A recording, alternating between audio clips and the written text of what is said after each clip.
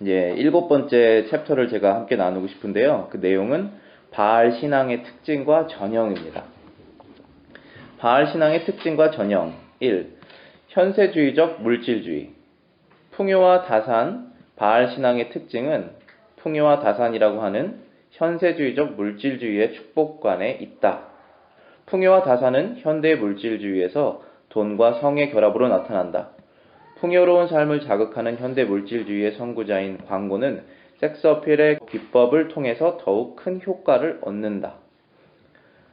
죄 문제를 다루지 않음. 바알 신앙은 풍요와 다산의 축복만을 말하고 죄를 지적하지 않는다. 바알 신앙에서 현세적 기본주의와 신비주의는 동전의 앞뒷면과 같다. 이 둘의 공통점은 죄의 문제보다는 고통의 문제에 초점을 맞추어서 쾌락을 극대화하고 고통을 극소화하는 것을 추구하는 데 있다. 오늘날 교회에 침투한 바알 신앙, 즉 물질주의는 심각하다. 교회가 죄를 지적하지 않고 현세적 축복만을 말함으로써 성도들은 진정한 구원의 감격을 누리지 못한다. 교회에서는 죄를 말하지 않고 자신은 죄를 자복하지 않았는데도 축복을 약속받으면 귀는 즐거울지 모르지만 자신의 영혼은 여전히 죄책감에 눌려 참된 기쁨을 회복하지 못하게 된다. 교회가 책망만 하거나 위로와 축복만을 말하는 것은 모두 양극단의 인본주의적 태도이다. 기계적 관계, 기계적 신앙, 기계적 관계, 기계적 신앙, 자동 판매기 신앙. 바알 신앙의 특징은 기복성에 있다고 할 수 있다. 기복 신앙에 무의식적으로 전제되어 있는 것이 기계적 관계이다. 기계적 신앙이란 자신의 영적, 도덕적 상태와는 상관없이 많은 기도, 많은 헌금, 많은 헌신 등을 투입했을 때 그에 상응하는 세상적 복을 기계적으로 산출해낼 수 있다고 생각하는 것이다. 이와 같은 자판기 신앙이 교회 안에 팽배하다. 이것은 자신이 하나님께 선심을 쓰거나 많은 투자를 하고 원하는 것을 얻으려는 상업적 신앙 태도이다. 하지만 이 모든 열심은 하나님과 인격적으로 관계하지 않는다면 무당의 치성, 행위에 지나지 않는다. 우리는 신앙생활에 열심을 내어야 한다. 하지만 여호와 신앙의 열심은 받아내기 위해서가 아니라 이미 받았기 때문에 내는 열심이다. 우리가 하나님께 드릴 수 있다는 것이 특권이고 은혜이다. 바알 신앙은 무엇을 받기 위해서 두려워서 헌신하지만 여호와 신앙은 이미 모두 받았기 때문에 감격함으로 헌신한다. 치성의 논리는 주고받기의 논리이다. 반면 여호와 신앙의 특징은 주고받기가 아니라 은혜이다. 성경에서는 이것을 마태복음 20장에 포도원 품꾼의 비유를 잘 보여주고 있다. 일한 양과는 상관없이 모든 품꾼에게 동일하게 한 데나리온씩 준 포도원 주인은 사람에게 구원을 주시는 하나님을 묘사한 것이다. 그분은 불공평한 분이 아니시라 은혜로운 분이시다. 그러나 바알 신앙인은 투입량이 다른데 산출량이 동일한 것을 견딜 수 없어서 하나님을 불공평하다고 판단하며 그분에게 불만을 가질 것이 분명하다. 그러나 은혜가 무엇인지 아는 여호와 신앙인은 진정한 정의와 공의가 무엇인지 옳게 분별한다. 현세적 복을 받는 올바른 순서. 여호와 신앙의 목적은 하나님의 영광이고 결과는 현세적 축복이다. 그러나 바알 신앙의 목적은 현세적 축복이고 결과가 하나님의 영광이다. 성경은 죄인과 악인의 형통을 부러워하지 말라고 말씀하신다. 불신자의 현세 축복을 보고 당황하거나 부러워하지 말라는 말씀이다. 하나님의 자녀가 아니라면 하나님은 관여치 않으시고 내버려 두실 수 있기 때문이다. 그 결과 악인은 자신의 정욕적 열심이나 마귀의 도움으로 형통할 수 있다. 그러나 하나님의 자녀의 순서가 잘못되었을 때 하나님은 가만히 내버려 두지 않으시고 바로잡으실 때까지 끈질기게 관여하실 것이다. 여호와 신앙의 목적은 먼저 그의 나라와 그의 의를 구하는 것이다. 그 결과로 이 모든 것을 너희에게 더하시리라 하는 것이다. 이 말씀을 하시기 전 예수님께서는 너희가 하나님과 재물을 겸하여 섬기지 못하느니라 하고 말씀하셨다. 그러므로 염려하여 이르기를 무엇을 먹을까, 무엇을 마실까, 무엇을 입을까 하지 말라. 이는 다 이방인들이 구하는 것이라. 너희 천부께서 이 모든 것이 너희에게 있어야 할 줄을 아시느니라 말씀하셨다. 바알 신앙의 목적은 언제나 물질 추구이다. 그러나 하나님은 그분의 자녀의 순서를 바르게 바로잡기를 원하신다. 3. 예수님의 광야 시험과 바알 신앙의 유혹. 예수님께서 욕심도 죄도 없으시지만 40일 동안 광야에서 시험을 받으신 것은 여호와 신앙을 가지기 위한 모든 사람이 반드시 겪어야 할 시험과 훈련의 내용을 보여주기 위함이다. 마귀는 예수님께 바알 신앙을 유혹하였다. 첫 번째, 떡의 시험. 누가복음 4장 3절 말씀입니다. 내가 하나님의 아들이거든 이 돌들에게 명하여 떡덩이가 되게 하라. 두 번째, 권력욕과 명예욕의 시험. 누가복음 4장 6절부터 7절입니다. 이 모든 권세와 그 영광을 내게 주리라. 내가 내게 주리라. 이것을 내게 넘겨준 것이므로 내가 만일 내게 절하면 다 내 것이 되리라. 세 번째, 하나님을 조정하려는 시험. 누가복음 4장 10절입니다. 내가 만일 하나님의 아들이거든 여기서 뛰어내리라. 4. 여호와 신앙에서의 복. 바알 신앙의 복이 현세적이고 물질적인 것이라면 여호와 신앙에서의 복은 영적 도덕적 상태, 즉 하나님과의 올바른 관계라고 할 수 있다. 구약의 시편에서 복 있는 사람의 예들은 악인의 꾀를 쫓지 아니하며 죄인의 길에 서지 아니하며 오만한 자의 자리에 앉지 아니하고 오직 여호와의 율법을 즐거워하여 그 율법을 주야로 묵상하는 자, 여호와를 의지하는 자, 허물의 사함을 얻고 그 죄의 가리움을 받는 자, 주께 힘을 얻고 그 마음에 시온의 대로가 있는 자, 주의 형벌을 다하며 주의 법으로 교훈하심을 받는 자이다. 신약의 산상수훈에서 복 있는 사람들의 예도 심령이 가난한 자, 애통하는 자, 온유한 자, 의에 줄이고 목마른 자, 긍휼히 여기는 자, 마음이 청결한 자, 화평케 하는 자, 의를 위하여 핍박을 받는 자이다.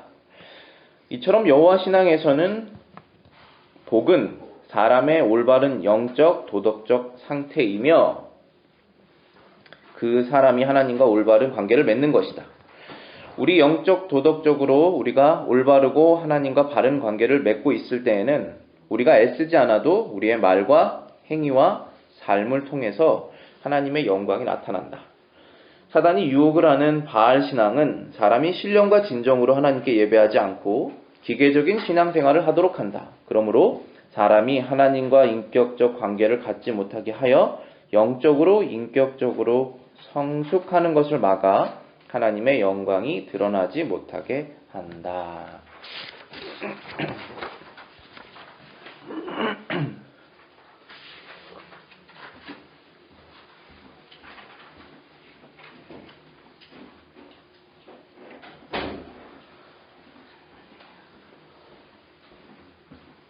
네. 오늘 여기 이제 나온 내용이 우리가 일반적으로 교회 생활을 하다 보면은 수시로 유혹을 받거나 아니면은 착각을 할 수 있는 그런 내용들이 많이 담겨 있다고 저는 생각을 합니다. 이제 현세주의적 물질주의라고 하면은 풍요와 다산을 늘 추구했었는데 뭐 고대 문명을 보더라도 늘 항상 풍요, 다산 그것을 위하여서 자신들의 우상을 만들고 거기에서 이제 경배를 하고 무언가를 얻어내려고 하는 그런 것들이 있는데 그럼 그것이 지금은 끊겼느냐? 그렇지 않다라는 것이죠. 우리가 늘 보는 TV에서 우리에게 보여주는 것이 아름다운 그런 어떤 성적인 것이나 아니면은 풍요로운 것을 우리에게 보여주고 그것을 두 개를 연합을 하죠. 연합을 해서 이게 표현으로는 광고가 이제 섹스 어필을 통해서 저것을 갖고 있게 되면 내가 행복해질 것이다. 그렇게 해서 지금 내가 갖고 있는 것이 멀쩡하게 잘 기능이 되고 있는데도 바꾸는 것이죠. 그리고 바꾸지 못하면 내가 뭔가 부족하다고 느끼는 것이고 그러한 우리의 유혹을 계속적으로 주는 것입니다. 그것이 이제 늘 있었던 풍요다산의 원칙에 따라서 우리를 유혹하는 그러한 문명이라고 말할 수 있습니다. 근데 이 바알 신앙의 풍요다산은 문제가 뭐냐면은 죄를 지적하지 않는다는 데 있습니다. 고통을 말하지만 죄를 지적하지 않는다. 자, 여러분들 이 두 가지를 잘 구분을 하셔야 됩니다. 고통이 있고 죄가 있습니다. 고통이라는 것은 내 마음의 고통일 수도 있고 내 육신의 고통일 수도 있고 뭔가 집안에 문제가 생겨서 잘 안 될 수도 있고 사업에 문제가 생겨서 뭐가 잘 안 될 수도 있습니다. 그래서 내가 고통을 받는 것이죠. 그 고통을 해결하고 싶어 합니다, 사람들은. 그래서 풍요롭게 되면 그 고통이 해결될 것이라고 생각합니다. 내가 충분한 돈이 있거나 아니면 충분하게 내 즐거움, 쾌락을 다 채워놓으면은 고통이 사라질 거라고 생각해서 계속적으로 채웁니다. 그 풍요에 관한 것, 그리고 쾌락을 내가 당장이라도 누릴 수 있는 방법을 계속적으로 채워놓습니다. 그래서 문제가 해결을 하려고 합니다. 그러면은 그것은 뭐를 해결하려고 하는 것이냐면은 죄를 해결하려고 하는 것이 아니라 고통을 해결하려고 하는 것입니다.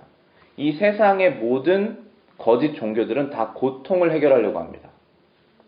그런데 오직 하나님을 예배하는 종교는 죄를 해결하려고 합니다. 고통이 아니라. 죄를 해결하면 고통이 해결이 된다라고 말씀을 합니다. 그런데 세상 문화와 종교는 고통을 주는 그 요인, 즉 풍요롭지 않은 것, 쾌락이 불충분한 것을 해결하면 내가 고통이 해결된다고 말하는 것입니다. 이 두 가지를 잘 구분하셔야 돼요. 왜냐하면 우리가 고통이 있습니다. 이 삶에. 그렇죠? 왜 고통이 있냐면은 우리의 죄 때문입니다. 우리가 죄를 져서 결과가 이렇게 돼서 고통을 느낍니다. 그러면은 하나님께서 해결하고 싶으신 것은 예수 그리스도 안에서 죄를 해결하라고 하시는 것입니다. 그러면서 고통이 해결되기를 원하시는 것이지, 내가 고통이 있으니까 하나님께 울부짖어서 그 고통을 해결해 달라고 얘기를 하는 것은 세상 종교랑 똑같다는 것입니다. 그러한 사상이 우리 머릿속에 은근슬쩍 들어올 수 있다는 것입니다. 예수님을 믿는 사람인데도 불구하고. 그래서 지금 오늘 교회에 침투한 그 바알 신앙이라고 계속 표현하는 그 바알 신앙이라는 것이 결국은 물질주의라는 것인데, 그 교회 안에 있는 물질주의가 심각하다. 근데 그것이 무엇이냐면 교회가 죄를 지적하지 않고 현세적 축복만을 말하면서 약속을 하는 것입니다. 하나님을 잘 믿으면 아니면 어떠한 충성을 하면 여러분이 지금 해결하고 싶은 고통이 해결된다고 약속을 하는 것입니다. 근데 그렇게 약속을 받으시면은 여기 이분의 표현을 하면은 죄책감에 눌리게 된다는 것입니다. 왜냐하면 내가 죄를 회개를 안 했는데 축복이 약속이 되면은 만약에 축복을 받아도 죄책감이 들 수밖에 없죠. 그리고 축복을 받아도 참된 기쁨을 못 누립니다. 왜냐하면 하나님과의 관계가 형성이 안 됐으니까. 그냥 단지 이 나의 고통 하나가 해결됐구나. 근데 다음 고통이 오면 어떡하지라는 불안만 있을 뿐입니다. 그렇기 때문에 교회에서 죄를 말하지 않고 축복을 제시하는 것은 인본주의인데, 또 반대편에서는 교회에서 죄만 계속 말하고 축복을 받을 수 있는 비결인 예수 그리스도 안에서의 신앙을 말하지 않으면 그것도 인본주의라는 것이죠. 그래서 두 극단의 인본주의가 지금 교회를 유혹하고 있다, 타격을 주고 있다라는 것입니다. 하나는 죄를 말하지 않고 축복을 약속하는 것, 하나는 죄만 계속 드러내고 예수 그리스도의 복음으로 사람을 이끌지 않는 것이 둘 다 인본주의적 사상이라는 것입니다. 늘 받을 수 있습니다. 여러 가지 이유 때문에. 그래서 그 두 개를 조심해야 된다는 것입니다. 기계적 관계, 기계적 신앙. 기계적 신앙이라고 그러면은 내가 기계가 아닌데 무슨 기계적 신앙을 내가 갖고 있고, 바알 신앙이라는 것이 나를 왜 기계적 신앙으로 어떻게 유혹할 수 있느냐, 내가 기계가 아닌데 라고 생각할 수 있잖아요. 근데 여기 내용을 보면은 우리가 그렇게 행동할 때가 있다는 것입니다. 보시면은 바알 신앙의 특징은 기복성에 있다고 그랬습니다. 우리가 기복신앙이라는 말 많이 들어보셨죠? 복을 받기를 원하는 것입니다. 우린 모두 하나님께 복을 받기를 원하죠. 근데 여기에서 말하는 것이 현세적인 복을 말하기 때문에 기복신앙이 그렇게 잘못된 것으로 사용되고 있는 것입니다. 기복신앙에 무의식적으로 전제되어 있는 것이 기계적 관계이다. 기계적 신앙이란 자신의 영적 도덕 상태와는 관계없이 많은 기도, 많은 헌금, 많은 헌신, 또 뭐든지 여러분들의 많은 희생, 그것을 투입을 했을 때 그에 상응하는 세상의 복, 여러분이 원하고 일반적으로 사람이 원하는 세상의 말하자면 다산, 풍요, 쾌락, 그런 것들을 이제 얻고 싶어 한다는 것이죠. 그리고 산출해낼 수 있다라고 생각하는 것입니다. 그래서 내가 지금 뭔가가 부족하면 더 하나님께 뭐를 인풋을 하는 것이죠. 내 희생이라든지 내 시간이라든지 아니면은 내가 하고 싶은 걸 안 하는 것, 그런 것 자기 스스로 아는 것입니다. 이거 모든 것들은 그것을 해서 내가 원하는 것을 얻고 싶어 하는 것입니다. 그게 바로 기계적 신앙이라고 말하는 거예요. 자판기적 신앙. 근데 이러한 신앙이 그리고 신학이 교회 안에 들어와 있다는 것이죠. 그래서 이것은 마치 하나님께 선심을 쓰거나 많은 투자를 하고 그리고 내가 어떠한 것을 원하는 것을 얻고자 하는 상업적인 신앙 태도라고 말하는 것입니다. 우리가 이 상업적인 신앙적인 태도, 여기에서 그 열심이라는 부분이 있는데 그 열심이라는 것이 많이 열심을 내서 많이 얻어내기 위한 열심이라는 것입니다. 그런데 이 모든 열심은 하나님과 인격적으로 관계하지 않는다면 무당의 치성행위에 지나지 않을 수 있다. 그런 표현을 썼습니다. 여기서 치성이라는 것은 이 단어를 찾아봤더니 이를 치, 정성할 다할 성 해서 말하자면 열심을 내는 것입니다. 얼마나 열심을 내서 무당들이 굿을 하겠습니까? 그것을 하는 이유는 뭔가를 얻어내기 위해서 하는 것이죠. 그 열심으로 우리가 여호와 신앙의 열심을 해석하면 안 된다는 것입니다. 우리는 신앙의 열심을 내야 되죠.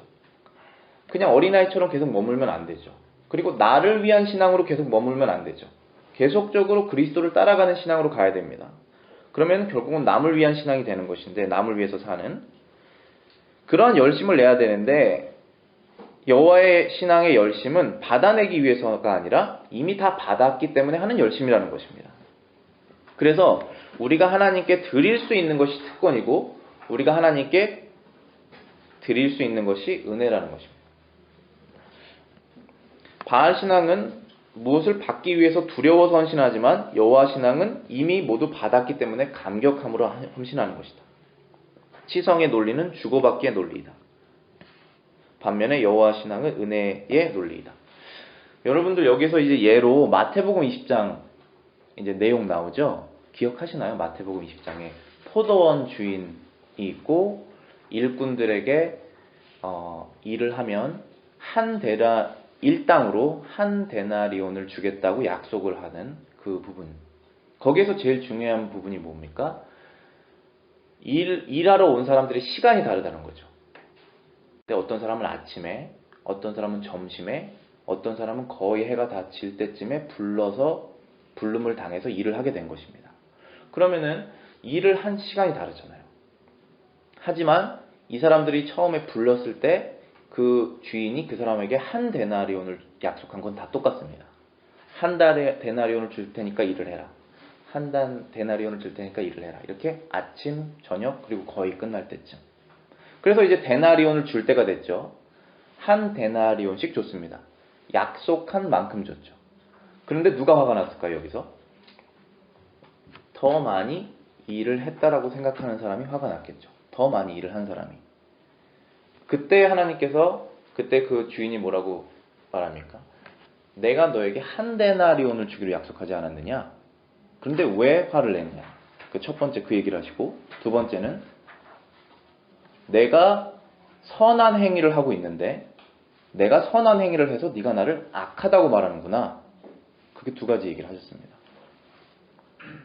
지금 여기에서 바알 신앙은 투입량이 다른데 산출량이 똑같은 것을 견딜 수가 없다는 것입니다. 그게 자판기적 신앙이죠.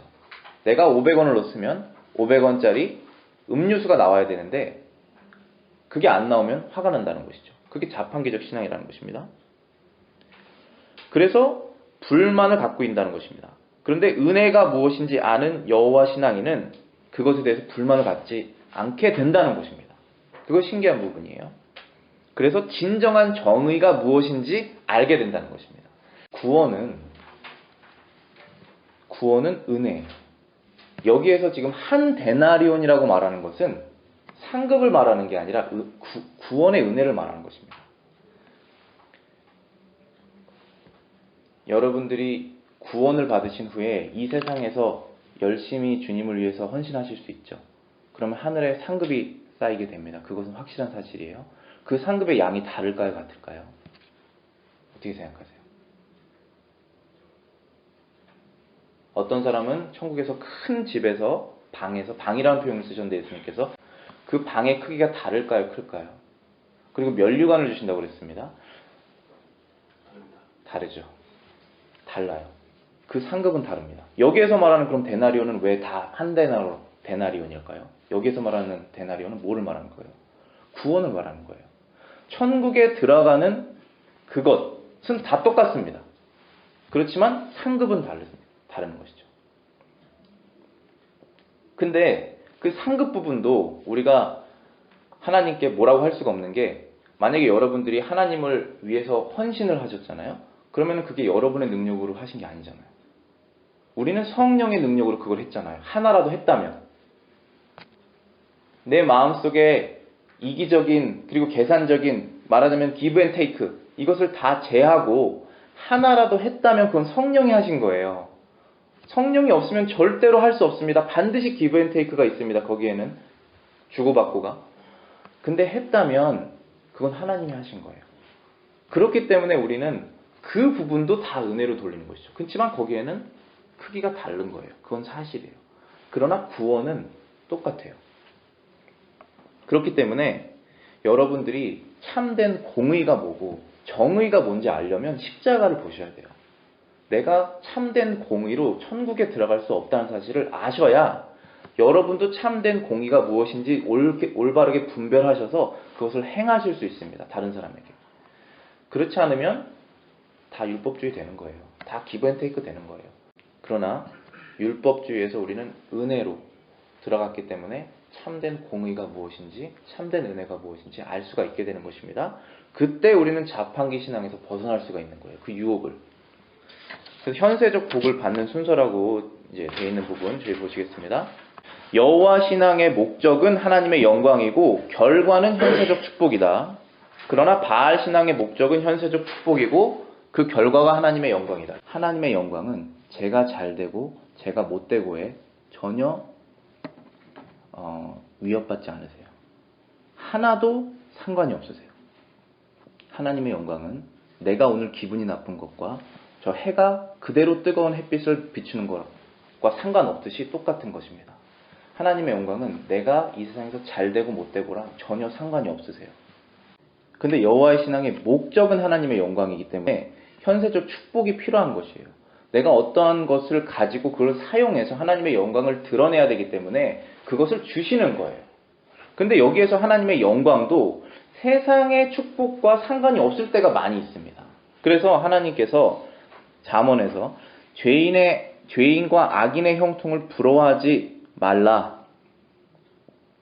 왜냐하면 우리가 신앙이 어린 상태, 아니면은 신앙을 알고 싶어 하는데 아직 모르는 상태, 그래서 이제 그런 상태에서 주로 많이 나온 질문들이 11조를 고민을 하시잖아요. 근데 거기에서 성경적으로 말했을 때는 우리가 다 하나님의 것이고 거기에서 일부를 하나님께 드리는 것입니다. 왜냐하면 나머지 것은 우리가 필요한 걸 하나님께서 아시기 때문에. 근데 드리는 이유는 이게 다 하나님의 것이라는 것을 내가 마음으로 인정하면 그냥 참 좋겠는데 마음으로 인정해서 사람이 되지가 않거든요.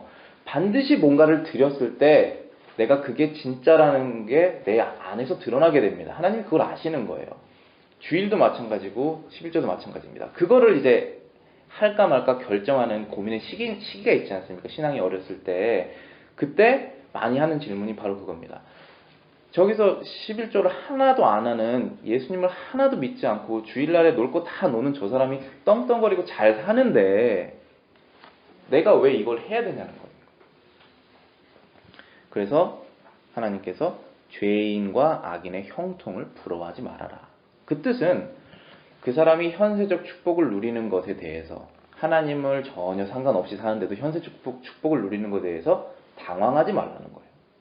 그리고 부러워하지 말라는 거예요. 왜냐하면 하나님은 그 사람하고 아무 관계가 없기 때문에 관여를 안 하시는 거예요. 만약에 저와 여러분들이 여기 계시는데 여러분들이 죄를 지었어요. 눈에 보이는 죄, 정말 여러분들의 신앙을 계속적으로 타격을 주는 그런 죄를 겉으로 계속 지고 있는데 아무런 하나님의 손길이 없으면 그건 한번 의심해 봐야 돼요. 우리가 진짜 참된 하나님의 자녀인지. 근데 뭐 그렇게 의심하는 게 뭐 이제 신앙을 잃어버린 그런 의심은 아니지만 반드시 성경에서 히브리서에서 하나님께서 책망하시는 자는 하나님의 자녀다 그런 표현을 쓰시잖아요. 그러니까 반드시 하나님의 그 인격적인 부자 관계, 하나님과 자녀의 관계가 형성이 된다는 것입니다. 하나님의 자녀는. 그런데 하나님의 자녀가 아닌 사람이 형통할 때는 하나님께서 어쩌면 아니라 성경적으로는 아예 신경 쓰고 계시지 않을 수 있다. 그런데 그 사람이 열심을 내잖아요. 그러면 콩을 씌우면 콩을 얻고 팥을 씌우면 팥을 얻듯이 세상적인 열심을 내면 부하는 것이 당연하죠. 그리고 여기 표현으로는 마귀의 도움을 입어서 형통할 수도 있다. 도움을 줄 수 있는 능력이 있습니다. 마귀는 세상 권세를 잠시 동안 잡았기 때문에. 그런데 만약에 하나님의 자녀가 그 순서가 뒤바뀌어 있을 때는 하나님은 그냥 내버려 두지 않으세요. 하나님께서는 인내가 무한하시고 사랑이 무한하십니다. 그래서 우리는 때로는 포기해버리고 싶습니다. 어떤 사람에 대해서. 그것은 뜻이 뭐예요? 인내가 한계가 있다. 사랑이 한계가 있다는 것이죠. 근데 하나님은 만약에 그 사람이 자기의 자녀면 절대로 포기를 안 하십니다. 끝까지 그 사람이 끝까지 죄악된 행동을 해도 끝까지 따라가서 넘어뜨려서 데리고 오십니다. 그것이 하나님이 하시는 거예요. 그것이 하나님의 무서운 사랑이에요. 좋은 표현으로. 끝까지 포기하지 않으시기 때문에. 그래서 그 목적은 뭡니까? 그 순서를 바꾸는 거예요. 현세적 축복과 하나님의 영광에 대한 순서를 바꾸는 것입니다. 그래서 여호와 신앙의 목적은 먼저 그의 나라와 그의 의를 구하는 것이다. 그리고 이 모든 것을 그렇게 되면 너에게 전하시리라. 그 다음에 이 말씀을 하시기 전에 예수님께서 하시는 말씀이 있죠. 너희가 하나님과 재물을 겸하여 섬기지 못한다. 두 개는 다 좋아할 수는 없다. 하나는 경히 여기고 하나는 중요하게 생각하지 않고 하나는 중요하게 생각해야 할 수밖에 없다. 그 두 개가 이렇게 되는 것입니다. 그래서 그러므로 염려하여 이르기를 무엇을 먹을까, 무엇을 마실까, 무엇을 입을까 하지 말라. 이는 다 이방인들이 구하는 것이라. 너희 천부께서 이 모든 것이 너에게 있어야 할 줄을 아시느니라 라고 말씀하셨죠. 그런데 우리가 무엇을 먹을 것, 입을 것, 마실 것 반드시 필요하죠. 그것이 없으면 우리가 생활할 수가 없습니다. 그리고 하나님께서 일용할 양식을 구하라 라고 말씀하셨죠. 근데 거기에도 또 포인트가 있는 게 구약 성경에서 이제 이스라엘 백성들이 그날 먹을 만나만 구하고 내일 먹을 만나까지 구하면 썩잖아요.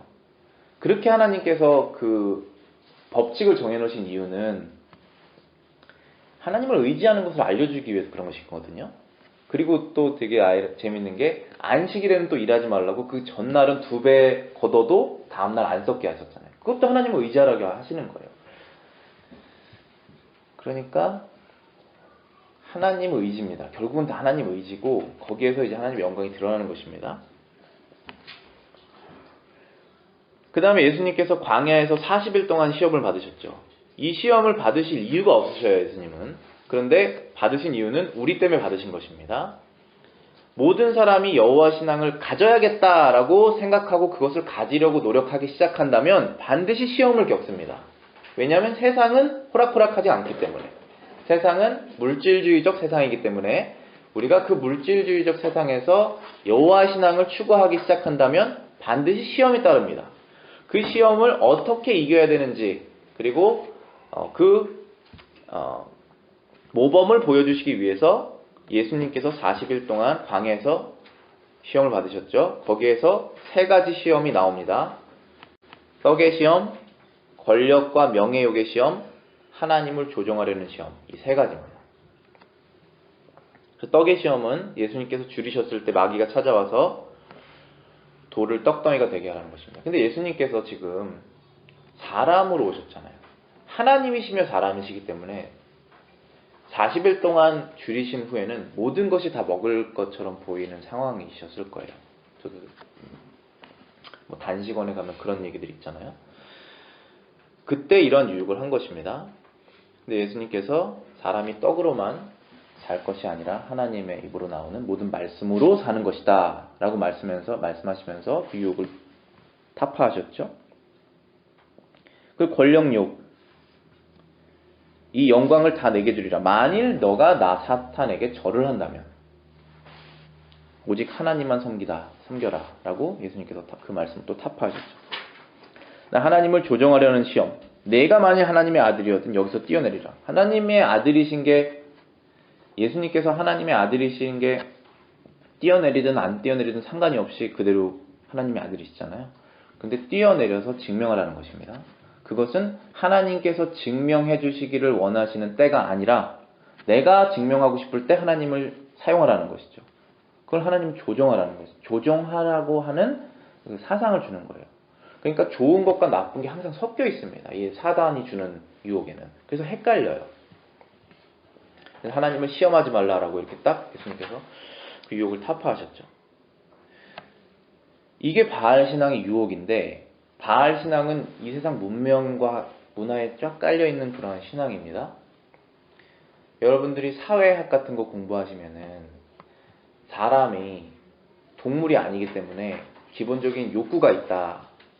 그래서 사회적 욕구라는 게 있는데 그것이 뭐냐면 이렇게 가르치죠. 대부분 먹을 것에 대한 욕구가 1차적인 욕구고, 그 다음에는 내가 높은 지위에 올라야겠다는 게 2차적인 욕구고, 그 다음에는 뭐 어떤 왕이나 최고 지휘자가 되고 싶은 그런 욕구가 있다. 그러면서 이렇게 뭐 피라미드 형식으로 사회적 욕구를 가르치잖아요. 그 사람의 내면에 있는 그 죄를 어느 정도 파악한 것입니다. 일반 원청적으로. 그래서 지금 여기 떡의 시험, 권력욕의 시험, 하나님을 조정하는 시험도 그런 맥락에서 보면은 그거예요. 결국은 내가 먹고 사는데 불편함이 없는 상태가 되기를 원한다. 그런 것이 첫 번째 유혹일 것이고, 그 다음에는 어떠한 높은 지위에 올라가는 것, 그 다음에는 그 지위 끝에 올라가서 아무도 자기를 건드릴 수 없는 그러한 절대 권력자가 되고 싶어하는 그런 사람의 욕구, 그거를 하고 싶어하는 것이죠. 근데 그렇게 되면은 정말 사람에게 행복이 없습니다. 종교개혁을 하게 된 다음에 유럽에서 바뀐 게 뭐냐면은 왕권 통치에서 왕권이 이제 다 무너지잖아요. 그 다음에 그러면 예전에는 왕이 있어서 백성들에게 이걸 해라 이걸 하지 말라 명령하는 사람이 있었죠. 거기에 온갖 부패와 비리와 슬픈 일들이 있었잖아요. 근데 종교개혁을 한 다음부터는 하나님이 왕이라는 걸 알게 된 거예요. 그 다음부터는 그럼 그 나라를 통치를 해야 되잖아요. 그럼 누가 뭐로 통치를 하냐? 법으로 통치하는 겁니다. 법. 그게 성경이에요. 머리 위에 성경이 없으면 내가 그 위치에 올라가게 됩니다. 그러면 우리의 행복은 사라지는 거예요. 그 나라의 행복도 사라집니다. 누가 법 위에 존재하잖아요. 대통령이나 왕이나 그 사람이 아무리 신실한 사람이라도 반드시 거기에는 비리가 생기게 됩니다. 권력이 모이기 때문에. 그걸 무서워하는 거예요. 우리 장로교 시스템이 그래서 생기라는 거거든요. 서로를 견제하는 것입니다. 우리가 회의한 것을 서로 다른 교회에서 다 읽고 문제가 있는 것은 서로 토의하고 회의하고 기도하는 그런 시스템이 왜 있습니까? 내 자신을 못 믿기 때문에 있는 것입니다. 내가 하나님의 법 아래에 있을 때, 예수님의 지배 아래에 있을 때 내가 가장 안전하다는 것을 느끼기 때문에 그걸 하는 것이죠. 그래서 하나님을 조정하려는 위치까지 올라가는 것은 결국은 그 나라의 법이 있는데 그 법조차 내 마음대로 바꿔버리는 위치까지 올라가고 싶다는 것입니다. 그러면 이제 그가 말하는 것이 법이 되는 것이죠. 그러한 형태의 나라가 현재 소수 있죠. 북한도 그럴 것이고 바티칸도 그렇습니다. 바티칸이 세계에서 가장 작은 나라라고 하는데 거기 제일 끝에는 교황이 있고 교황이 말하는 게 법입니다. 성경과 같은 레벨의 권위를 갖고 있죠. 북한도 마찬가지죠. 그런 식으로 가면 거기에는 이제 수많은 비리와 무서운 일들이 일어나는 나라가 되는 것입니다. 보이지 않더라도. 그것이 바알 신앙의 유혹입니다. 여호와 신앙에서의 복은 항상 현세적이고 물질적인 것이 아니라 영적이고 도덕적이고 하나님의 올바른 관계가 바로 여호와 신앙의 복이라고 늘 말하고 있습니다. 구약이 다르고 신약이 다르지 않죠. 다 똑같습니다. 하나님 한 분의 저자 성령님께서 사람들을 사용하셔서 쓰신 이 성경은 항상 동일하게 복이 영적인 것이라고 말합니다. 그래서 구약에서 복 있는 사람들의 예가 악을 쫓지 않고 죄를 짓지 않고 오만한 자리에 앉지 않는 것, 여호와의 율법 성경을 즐거워하고 묵상하는 것, 여호와 하나님을 의지하는 사람, 그리고 우리가 늘 죄를 짓는데 그 죄를 용서함을 받고 죄를 마치 없는 것처럼 가려짐을 받는 사람, 그 사람이 행복한 사람이라는 것입니다. 주님께 힘을 얻고 그 마음에 시온의 대로가 있는 자, 그리고 주의 징벌을 당하며 주의 법으로 교훈하심을 받는 자. 그렇죠. 하나님의 자녀라는 뜻이에요. 내가 하나님이 원하시지 않는 다른 길로 갔을 때 하나님의 법으로 징벌을 당했을 때 그게 행복한다라는 것이죠. 그게 없으면 정말 불안한 삶이 되는 거예요. 그것이 이제 구약에서 말하는 복 있는 사람이고, 신약에서는 심령이 가난한 사람, 애통한 사람, 온유한 사람, 의에 줄이고 목마른 사람, 긍휼히 여김을 받는 사람, 긍휼히 여기는 자, 마음이 청결한 자, 화평케 하는 사람, 의를 위하여 핍박을 받는 사람이 복 있는 사람의 예입니다. 이처럼 여호와 신앙은 하나님과의 관계가 올바르게 서 있는 사람, 영적으로 도덕적으로 올바른 상태의 사람을 복 있다라고 말합니다. 그럼 이렇게 복 있는 사람은 하나님과의 올바른 인격적인 관계가 형성이 됐기 때문에 애를 쓰지 않아도 하나님의 그 거룩하시고 지혜로운 영광이 그 사람을 통해서 마치 오로라처럼 드러나게 되는 것이죠. 그게 그리스도의 향기라는 표현으로 말할 수도 있고, 여호와의 빛이라고 말할 수도 있고, 그렇죠. 성경적으로. 그것을 우리는 원하는 것이잖아요. 근데 그 하나님의 복이 없으면 우리가 얼마나 애를 써야 하나님 자녀처럼 보이겠습니까? 그것처럼 힘든 게 또 없잖아요. 그러니까 우리가 영적으로 축복받은 상태는 우리가 자유롭게 살았는데도 하나님께서 영광을 받으시는 거예요. 그런 상태를 하나님 원하시는 거예요. 그게 행복이고 그게 자유거든요. 그런데 사단은 그걸 알고 있죠. 그래서 사단이 원하는 것은 뭐냐면 너가 교회를 다니는구나, 너가 하나님을 믿는다고 고백하는구나. 그렇지만 너가 계속 자판기적인 기계적인 신앙을 해라. 그럼 네가 원하는 것을 받을 것이다 라고 계속적으로 우리를 유혹을 해서 결국은 못하게 하는 것이 뭐냐면은 하나님과 나와 1대1의 인격적인 관계를 못 맺게 하는 거예요. 그러면은 관계가 없잖아요, 그분하고. 그럼 우리는 아무런 영향을 못 받아요. 거룩한 영향. 그래서 하나님의 자녀라고 말하는데 아무런 빛을 못 내요. 그러면 그 종교가 거짓인 것처럼 드러나 버리죠. 기독교 종교라는 게. 그래서 이웃에게 아무런 하나님의 영향을 드러내지 못하죠. 내 가까운 사람에게. 그거를 마귀가 원하는 거예요. 인격적인 관계를 못 맺는 사람은 반드시 영향을 못 냅니다. 거룩한 영향을. 그래서 하나님의 영광이 드러나지 못하게 되는 거예요. 가는 데마다 하나님의 영광이 드러나는 존재가 돼야 되는 게 우리의 의무고 우리의 행복이라는 거예요. 그걸 우리는 예수님 안에서 할 수가 있게 되는 거죠.